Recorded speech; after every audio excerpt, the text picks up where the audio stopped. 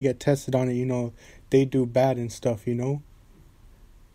Like, obviously you need to have something to grade performances upon, but it's like, at the same time, it should really be based on the level of understanding that they have, And I guess you could say tests are the way to demonstrate that, but like, I don't know. I feel like the way the school system does it, again, like it truly fails to capture a student's ability,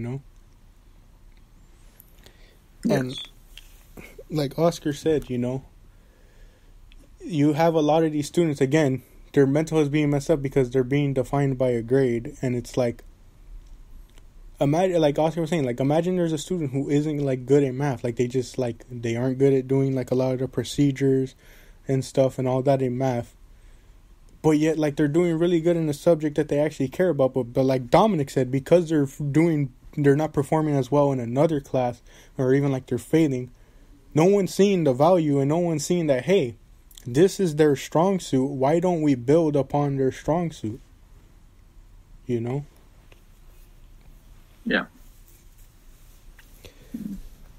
Like, I mean, that's the way I think that trade schools exist. Yeah. Just so like I'm pretty sure for like, let's say like LA Trade Tech, you don't have to take like specific general ed classes in which if you fail one class, you're looked down upon. But instead, you're just taking the classes that you want to take. Yeah, and you get hands-on experience with a lot of those type of schools,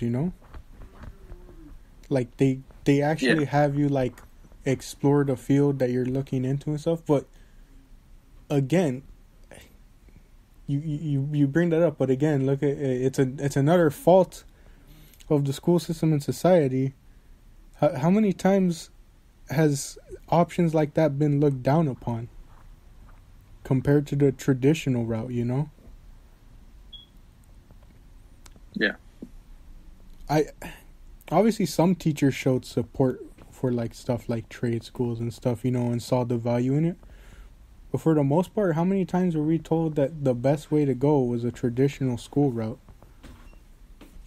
And I can speak best for it. I know I'm speaking a lot in this episode, but like it's because I can speak best for it because, I mean, you two, I don't know if you guys are obviously like super passionate or stuff, but you guys at least like have this sense of what you're going into, right?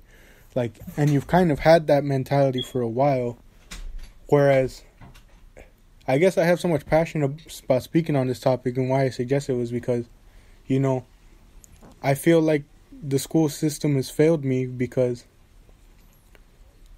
I went to school for 12 years and now I'm in like a top-notch college and stuff, and yet I don't know what I'm doing. I don't know where I'm going.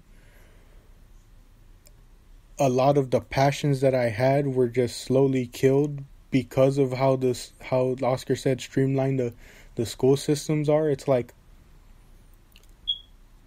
never once was I told to look at my strengths, look at what I was passionate about. And obviously, like, I have like people like my dad who try and tell me, don't look at things solely for the money. Like, obviously you want to make good money, but you also don't want to be miserable, But it's like, there was never a point in time where my strong suits were built upon. Like, my strong suits were never like built on upon. There was never any point where it was like, oh, look into like these fields because you're really strong in these suits. It was like, no, it's like, I'm telling you, almost every passion I had was like slowly killed. I mean, I don't like being negative, but it was like, again, how many times were we told just to solely go into engineering because of the money? Like, people didn't see that, like, I didn't have the skills for that, I didn't have, I guess you could say, the smarts to be in stuff like that. And then anytime I presented an idea, again, I was solely told, oh, you can't go into that field because it's not going to make you money. Real quick. Go ahead. My brother wants to say something real quick as he's overhearing. Yeah. As you know, I went to the same high school as you guys did. I was the first class. And the examples that you guys are saying are the same examples that we had when we were there. And I remember going to Cal State LA, and my major was TV and film.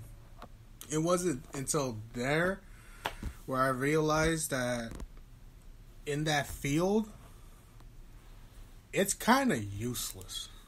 And it's kind of sad because, as you guys know, like some of you guys follow me on Instagram, you guys see me like drawing and stuff like that, or like with my photography, stuff like that too, right? And like, I remember growing up, I've wanted to direct. I wanted to like film something, you know, just be in that field or be like an artist and stuff like that.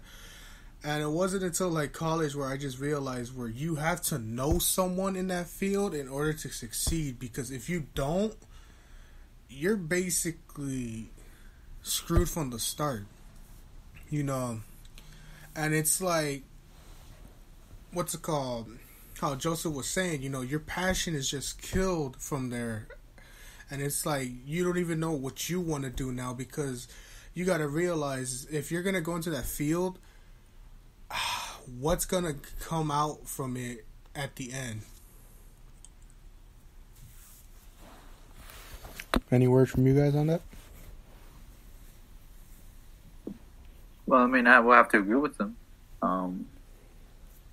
I mean, we know that Marco likes to do is really cool art drawings and stuff like that. I mean, I also wanted to pursue art at some point, but I think what do you call it? I wanted to pursue art at some point, but it was during, I think it was around AP exam time, where they kept on pushing me to, like, you know, learn the exams, learn how to do this, learn how to do that, which absolutely altered, you know, my my way of thinking of what I really wanted to pursue. I mean, also I want to do engineering and stuff like that, but like, you know, on my personal hobby would be art and stuff.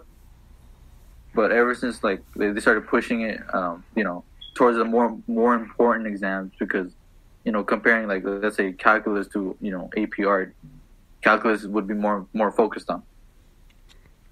So yeah, I can understand where you're going. But you know who's a great example of this? He should be in here to give his example. Is Solis. You know, I remember Solis actually told me back when he first started in 10th grade. I remember he told me he went to USC and got his, you know, his teaching degree in mathematics, and he went back to get an art degree. So he has two majors. He had a major in his career, and then he went back to do a major in his passion, right? And I remember he told me, and look at now, I'm going to be teaching math and I'm going to be teaching art next year for junior year, basically when I was there. So ever since he told me that, I've been looking at it, and like now I'm going in, and it doesn't even have to be a double major also. You know, look for something that's going to help you in your career and take a minor in your passion, you know. For me, I'm gonna my major is gonna be communicative disorder, which helps, you know, kids or like people with lisps, or like, you know, just people who can't talk in general, just helping them talk. But I'm gonna be taking a minor in animation also, you know, so that way, you know, I could have something that could help me down the line, you know, with a career with a stable job and everything, and I could do animation on the side, you know, do short things on YouTube, where like, you know, how like just there's this one website and app that my friend uses that you could actually draw comics on there, and if it gets popular, they actually pay you, you know. So it's like, you know, I always look at it whenever people tell me I always wanted to go into this, but that's not going to help me. I give the example of Solis because he is such a great example of following your passion but getting a career at the same time. What about you, Oscar? Anything you want to add? I will play, like, well, I mean, the devil's advocate side would be that you got to focus on what makes money, you know, because that's what everyone says, and that's what allows the discussion. But I feel like in today's, I think it's more of a societal problem too, where this might be like a tangent, but a lot of minimum wage jobs or like other skilled, like lower skilled jobs that, you know, don't necessarily require an education aren't that livable anymore. When, I mean, fundamentally they have been, and the wage has literally decreased in value if you account for inflation over time. So I think it's just that it's a product of kind of being forced to either getting this specialty or else you can't work a normal job and have a livable wage. But in the ideal society, I think you should be able to not go to school for something you don't like and study what you want and have a job that is related to what you want to do and makes a livable wage. But I think we're just not there yet, so we gotta compromise. But I definitely think, for the sake of like mental well-being and like happiness, that people should pursue what they want to do, regardless of, you know, like the voices that tell them not to. Yeah, you know, and like I was saying before, you know, I speak on this topic with more passion and more insight because that's literally what I'm going through right now, where it's just I have no clue where I'm going. I have no clue what I want to do in the future. And honestly, like, it sounds harsh, but I want to say the school system failed me because it didn't properly build upon any of my strengths. It didn't properly highlight any of my strengths. Instead, it just tried to make me another number in the machine, you know. There was never any point where people tried to build upon whatever skills I had, whatever interests I had, and instead wanted me to just, again, like Oscar said, just go into something that made money, which, you know, with little time we have on this episode, I just want to say, you know, I wish people would learn money isn't everything to some people. To me, I don't care about money. I've always said it. I don't care about money. I don't want to go into a job for money. I don't care about money, you know. I don't care about getting a job that pays 6 figures or anything. I've said it before, as long as God is putting food and water on the table for me, or providing food and water for me, or, you know, even as long as he's keeping me alive, I can care less about the money. I could be homeless for all I care. As long as God's providing for me day in and day out, what do I care about money for? It's the one issue of the world. People get so caught up in the greed of money that, you know, they let it just blind them. They let it control them.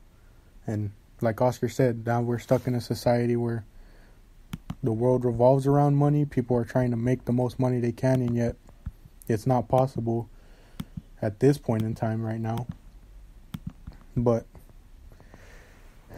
hopefully you all learned something today, especially from our views, that, you know, we should stop looking down upon people who don't really put their full efforts into something that they don't care about. It shouldn't be looked down upon because you're just forcing them to do something. But we'll close out real quickly with about a minute and 20 left. You know, the door's always open if anyone ever wants to come discuss with us, you know. And again, we thank you all for joining. I've been Jack. I've been Dom. I've been the CEO of GameStop. And we thank you all for joining us for another episode of the Rule 34 podcast. Next week, we're going to be discussing the question that was supposed to be for this week before I changed it on Dom. If we could change one thing about our childhood, what would it be? So we thank you all for joining us for another episode of the Rule 34 podcast. We hope to see you next week. Hopefully, if we don't get busy with school. And always remember, if it exists, we have an opinion on it. Thank you once again for joining, and we'll see you in the next episode.